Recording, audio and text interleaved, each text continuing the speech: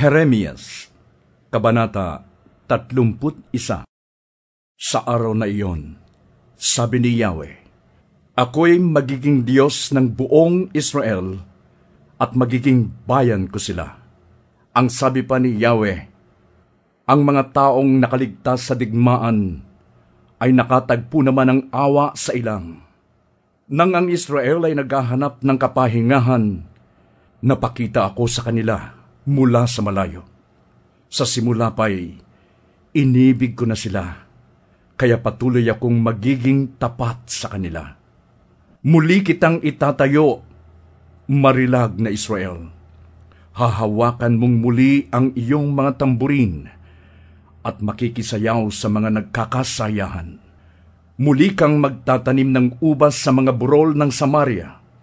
Magtatanim ang mga magsasaka at masisiyahan sa ibubungan niyon, sapagkat darating ang araw, nahihiyaw ang mga bantay mula sa kaburulan ng Ephraim. Hali kayo, umakyat tayo sa Zion, kay Yahweh na ating Diyos. Ang sabi ni Yahweh, umawit kayo sa kagalakan, alang-alang kay Jacob. Ipagbunyin ninyo ang pinakadakilang bansa. Magpuri kayo at inyong ipahayag na iniligtas ni Yahweh ang kanyang bayan, ang mga nalabi sa Israel. Narito, sila'y ibabalik ko mula sa hilaga.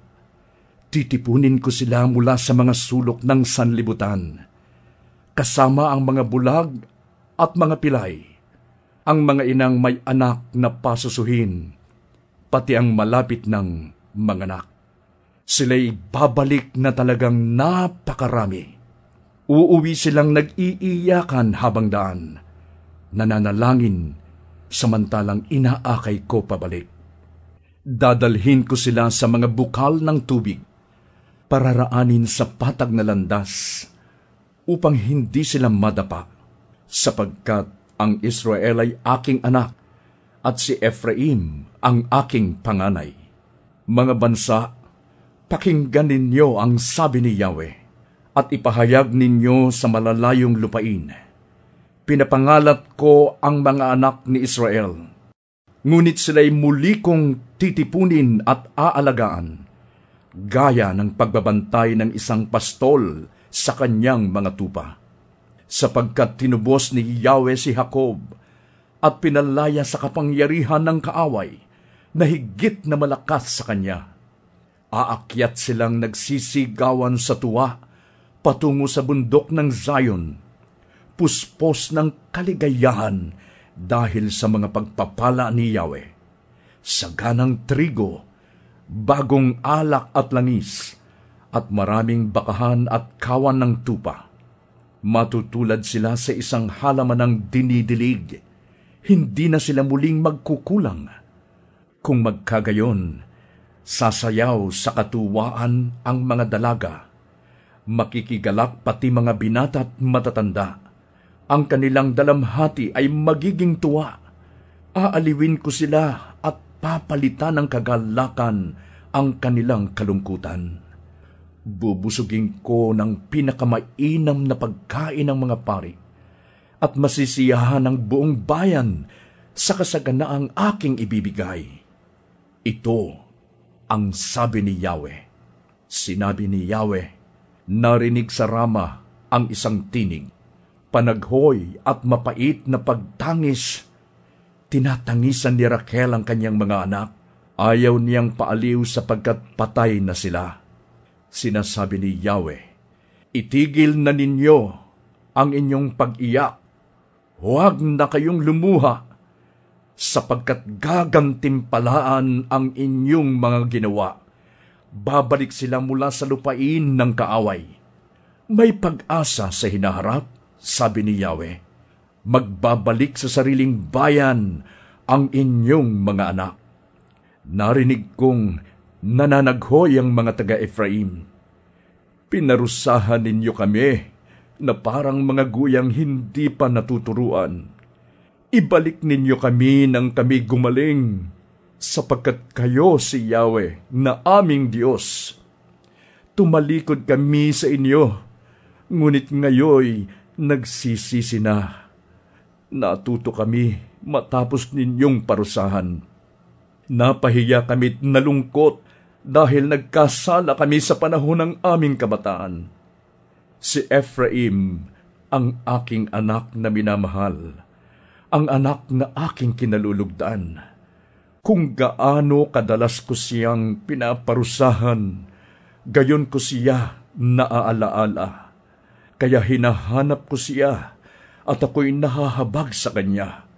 Ito ang sabi ni Yahweh: Maglagay ka ng mga batong pananda sa iyong landas. Hanapin mo ang daang iyong nilakaran. Magbalik ka, Israel, sa mga lunsod na dati mong tinirhan. Anak ko, hanggang kailan ka pa mag-aalinlangan? Ako, si Yahweh, ay nagtatag ng isang bagong kaayusan. Ang babae ang siyang magtatanggol sa lalaki. Ito ang sabi ni Yahweh na makapangyarihan sa lahat, ang Diyos ng Israel. Muling sasabihin ang mga salitang ito sa lupain ng Huda at sa kanyang mga lunsod, kapag ibinalik ko na sila sa kanilang tahanan. Pagpapalain ni Yahweh ang bundok na banal ng Jerusalem na kanyang tinatahanan. Ang mga nagsasaka at mga pastol ay muling magkakasamang maninirahan sa Huda. Bibigyan ko ng inumin ang nauuhaw at bubusugin ang nanlulupaypay dahil sa matinding gutom. At masasabi ng sinumang tao, ako'y natulog at nagising na maginhawa. Sabi ni Yahweh, darating ang panahon na pararamihin ko ang mga tao at mga hayop sa Israel at sa Huda, kung paano ako naging maingat nang sila'y aking ibagsak, bunutin, sirain, saktan at lipuling. Buong ingat ko rin silang itatanim at itatatag. Akong si Yahweh ang nagsabi nito. Pagdating ng panahong iyon, hindi na nila sasabihin, mga magulang ang kumain ng ubas na maasim, ngunit mga anak ang nangingilo ang mga ngipin. Sa halip, kung sino ang kumain ng maasim na ubas, ang siyang mangingilo.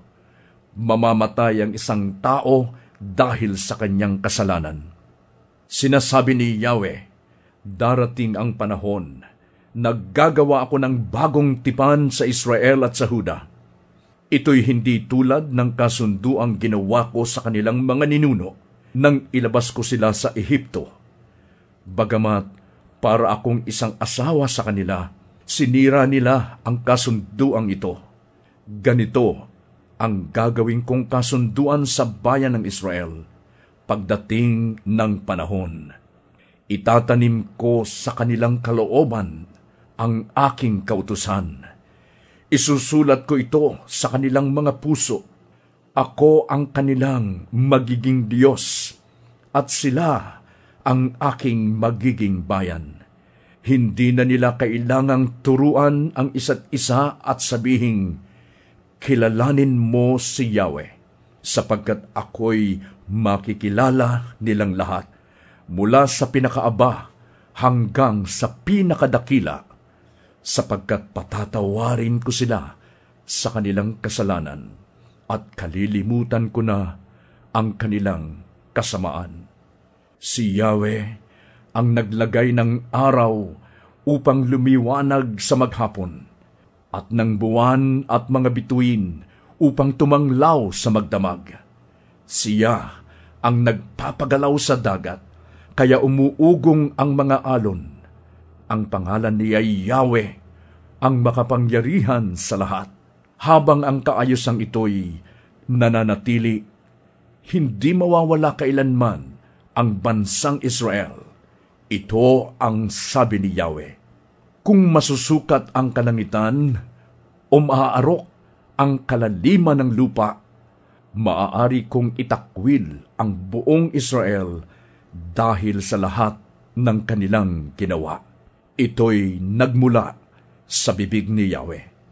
Darating ang panahon na muling itatatag ang lungsod ng Jerusalem para sa karangalan ni Yahweh, mula sa Tore ng Hananel hanggang sa Panulukang Pinto.